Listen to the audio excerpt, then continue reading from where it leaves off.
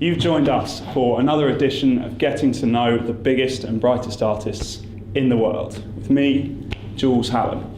Now, last time we were here, we interviewed Kinna Grannis, who, apart from being a talented singer-songwriter, is incredibly stunning to behold. And so when I was talking to her, I was just like, yes, just keep talking, just keep talking. Today's going to be different because we're interviewing Skepta. Thanks for joining us today, dude. It's lovely to meet you. Your single "Hold On," which has just come out, seems to be about never giving up. Hence the title "Hold On." Definitely. What was the influence for you?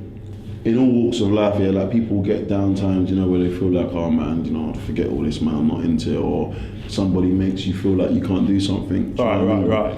But I just wanted to put a motivational track out there and hope that people will receive it in a good way. Do you know what I mean? And it's worked because people always let me know in some way or the other that this track, has helped them when they listen to it. It makes them want to go to the gym, or when they listen to it, it makes them feel better about themselves or whatever. Yeah. I mean? So it was cool.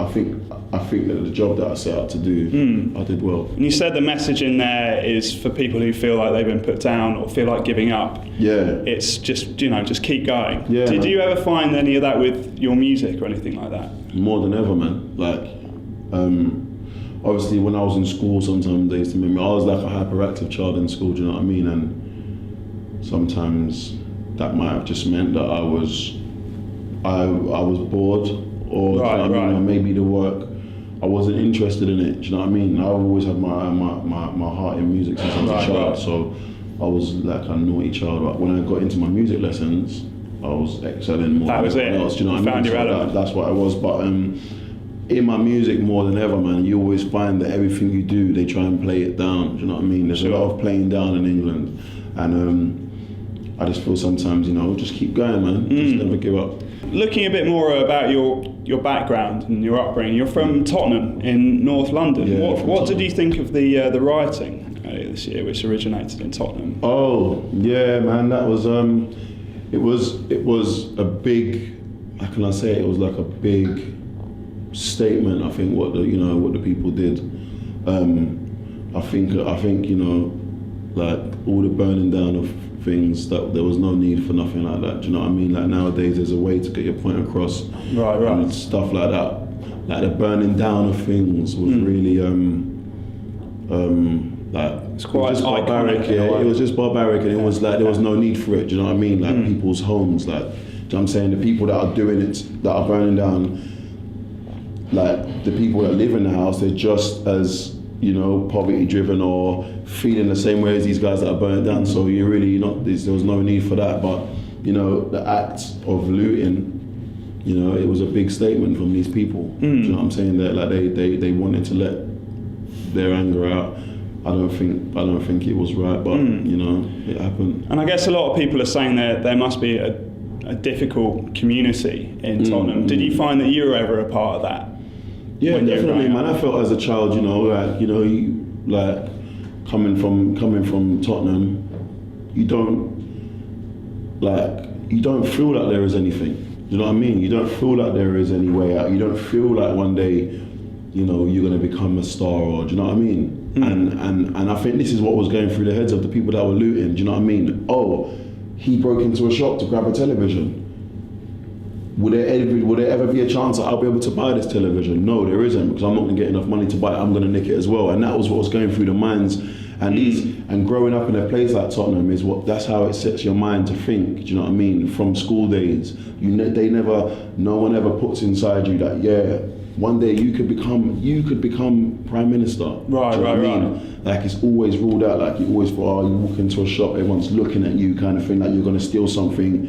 You know what I mean? Or every you walk down the road, the police are looking at you, like stop you, trying to search you, and do you know what I mean? So you feel like this is my life. Like this is my life. I do just sit on the street, and the police are after me, and I'm never going to become a prime minister. So once people keep telling you that over and over again, it just makes you have that outburst, and that's I think that's what happened, man. But I hope that I'm an example to people from Tottenham or from the street in general, that put your mind to something and stick by it. You know what I'm saying? Keep it real and keep going, man. Keep going, and there is a way out. There is a way out. And there seems to be very much an aspirational element to the looting. It's like, there were that pair of trainers that I couldn't afford, but now I can have it. Yeah. And it must be really difficult as well being part of that community because, all your peers are, they're all doing the same as you. So to make that step to, do something different and really make your mark must be really hard. Yeah, man. Obviously, I can't lie. When I was younger, I was in trouble with the police quite a bit, but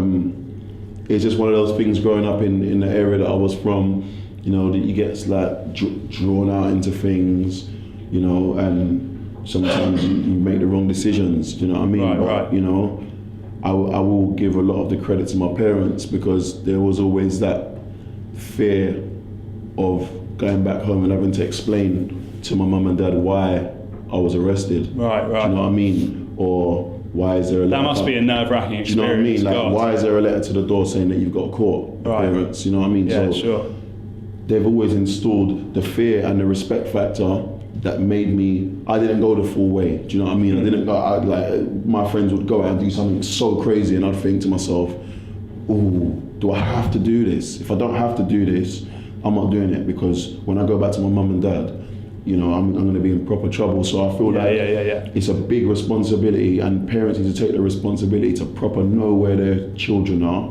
Do you know what I mean? Know what's going on. Going back to what we were talking about earlier with Hold On, do you still feel an element of that now? An element of, I've just got to keep going at this, or? Do you feel now that you've got to a stage where this is actually happening to me now? I do feel like I'm where I've always wanted to be though, to be honest with you. If I'm totally honest, I would say I'm happy with what I have now. Do you know what I mean? I sold out 2 tours. I've got a fan base that is real and it's authentic and we built it organically. This wasn't fake. Do you know what I mean? There's die-hard fans out there that whether the radio stopped playing me tomorrow, they wouldn't care. So I'm happy to have that, do you know what I mean? And a majority of artists in England, whether you're mainstream and you've gone multi-platinum, if you say to them, do you know who Skepta is? They will say, yeah. So I'm an established artist and I'm happy to be there and have a voice in the music. But at the same time, the play down factor, on your laurels. Yeah, do you know what I mean? The play down factor that they put out on me, I still feel like I'm fighting against it, do you know what I mean? Why do I do things so, why do I do such phenomenal things and they play it down to that's don't want it, that's just yeah. But if I do something bad, they want to glorify it, do you know what I mean? That's what I don't like. So, there's always going to be that fight. And it's good. It gives me motivation. Do you know what I mean? It doesn't let me sleep. It lets me carry on. Interesting you say that actually, because talking about when you're doing great stuff like remixing P Diddy or touring, and it's like being successful, people resent that. Whereas if you put out a video like the video for All Over the House, people are like, what's Skepta? What's he doing? What's going on? And because it's controversial. I find it's not. That's one of the things I really don't like about the whole thing. Do you know what I mean? About everything. I guess Skepta, it's fame to a certain extent. Skepta, the artist from Tottenham, White Hart Lane, made a song with P Diddy, a guy that stood on stage with legends. I'm talking Biggie Smalls. Do you know what I mean? Proper rap legends. He's done songs with everybody. Do you know what I mean? Skepta from Tottenham does that. Why was that not big breaking news? Why was that not on the front page of the newspaper? Why was that not on the A-list on Radio 1? This stuff should be happening. Do you know what I'm saying? But then if I do something like that, I got a front page for All Over the House video. They had me live. I was sitting there like that. They said rap artist. I swear I saw it. I think I don't have a picture nonchalant of it. kind of post. They made sure it was a picture of me looking like that as well. I think I was looking like that as well. Yeah.